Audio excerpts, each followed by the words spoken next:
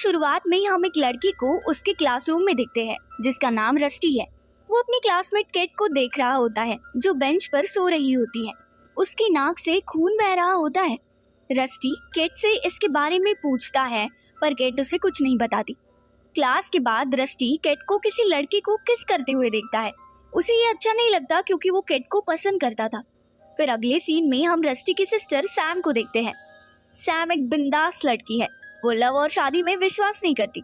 बाद में सैम एक लड़के से बात कर रही होती है और उससे फ्लर्ट करती है। फिर वो उस लड़के के घर जाती है और बात करते हुए दोनों गुटरगू में लीन हो जाते हैं। अगले दिन में हम विल को देखते हैं जो कि रस्टी और सैम का पिता है। वो अपने पड़ोसी के घर के बाहर ताक झांक कर रहा होता है। दरअसल ये पड़ोसी और कोई नहीं विल की एक्स वाइफ एरिका थी जो वहाँ अपने नए हस्बैंड के साथ रह रही होती है। विल विंडो से अंदर झांक रहा होता है और मुस्कुरा रहा था।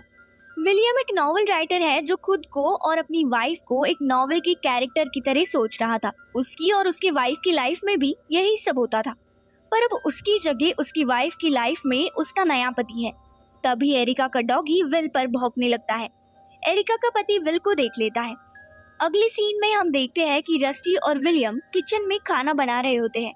विलियम अपनी वाइफ एरिका के लिए आज भी प्लेट और कुर्सी रखता है। तभी सैम भी वहाँ आ जाती है और वो तीनों खाना खाने लगते हैं। सैम तभी उन्हें बताती है कि उसकी किताब पब्लिश होने वाली है। ये सुनकर विलियम बहुत खुश होता है क्योंकि वो खुद भी एक बड़ा राइटर है और अब उसकी बेटी की पहली किताब पब्लिश होने वाली है। ये जानकर उसकी खुशी का ठिकाना नहीं था। पर जब सैम बुक का नाम बताती है तो विलियम को पता लगता है कि ये वो बुक नहीं है जिसमें उसने सैम की मदद की थी और प्रूफ रीड भी किया था। इस बात से विल थोड़ा निराश हो जाता है और वहाँ से चला जाता है। फिर रस्टी अपनी मॉम के घर खाना खाने जाता है। वहाँ वो अपनी मॉम को बताता है कि सैम की बुक पब्लिश होने वाली है। तभी रस्टी का स्टेप फादर विलियम के बारे में गलत बोलने लगता है तो रस्टी और उसमें बहस हो जाती है। एरिका उन्हें रोकती है। फिर एरिका और रस्टी किचन में जाते हैं। वहाँ एरिका रस्टी से सैम के बारे में पूछती है और उसकी बुक पब्लिश होने की बात जान के बहुत खुश होती है। अगले सीन में हम विल और सैम को बात करते हुए देखते हैं। सैम विल से पूछती है कि वो अब भी मॉम के लिए चेयर क्यों रखते हैं। वो विल को बताती है कि एरिका के नए हस्बैंड ने विल की रिपोर्ट कर दी है क्योंकि वो उनकी जासूसी करते रहते हैं।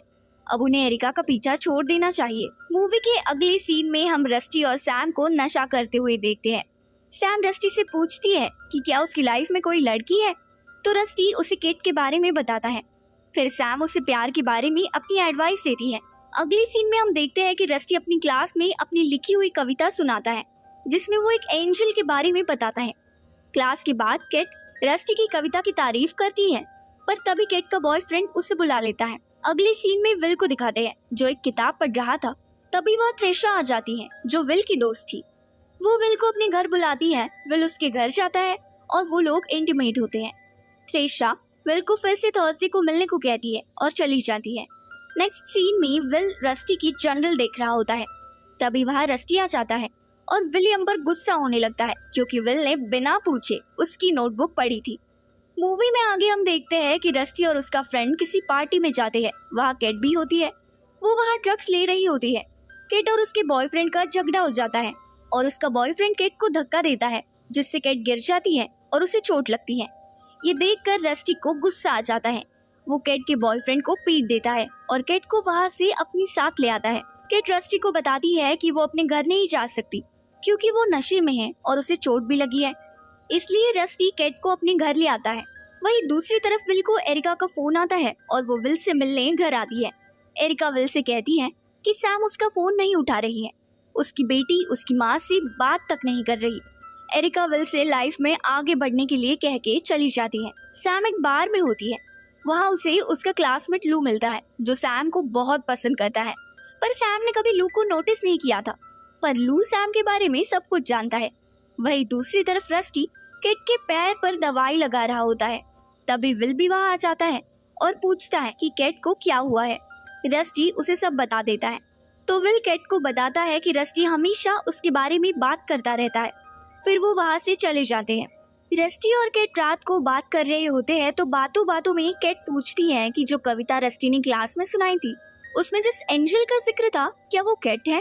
तो रस्टी कहता है हाँ। इसके बाद दोनों पास आने लगते हैं और किस करते हैं। फिर केट और रस्टी अच्छे दोस्त बन जाते हैं। अगले सीन में हम विलियम और थ्रेशा को देखते हैं, जो कि इंटीमेट होने के बाद बेड पर लेटे हुए थे। वो लोग बात कर रहे होते हैं। थ्रेशा विलियम को अपनी लाइफ में आगे बढ़ने को कह रही होती है। फिर हम लू और सैम को साथ में कॉफी पीते हुए देखते हैं। वो लोग अपनी फेवरेट नॉवेल पर बात कर रहे होते हैं। फिर हम केट को देखते हैं, जो रस्टी को क्रिसमस विश करने आती है, और वहाँ दोनों पास आ जाते हैं और इंटीमेट हो जाते हैं। यहाँ सैम लू को मिस कर रही होती है।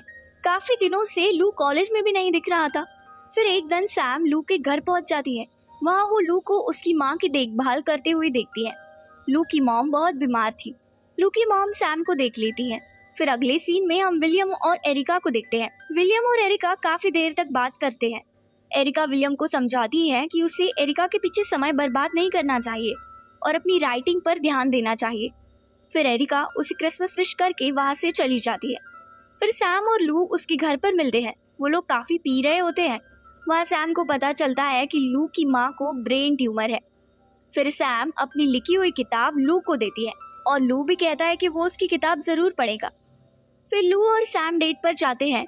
वहाँ वो लोग बात करते हैं। लू सैम से उसकी किताब के बारे में पूछता है। सैम कहती है कि उसकी माँ ने उसके डैड को चीट किया था, जिसकी वजह से उसे प्यार और शादी में विश्वास नहीं है, और अपनी नॉवेल में भी वो ऐसी ही कैरेक्टर के बारे में बात करती है। फिर वो दोनों कार में बैठे हुए थे।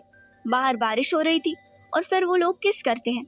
फिर लू और सैम बहुत अच्छे दोस्त बन जाते हैं और काफी सारा समय साथ में बिताने लगते हैं।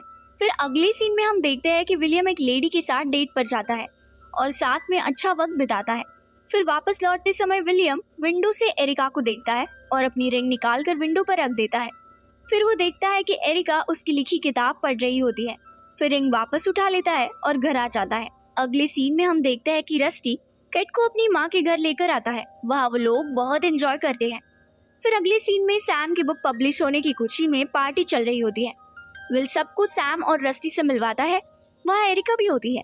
सैम अपनी माँ से बात नहीं कर रही होती। फिर हम देखते हैं कि रस्टी केट को ढूंढ रहा होता है। केट ड्रग्स ओवरडोज होने की वजह से बेहोश हो जाती है।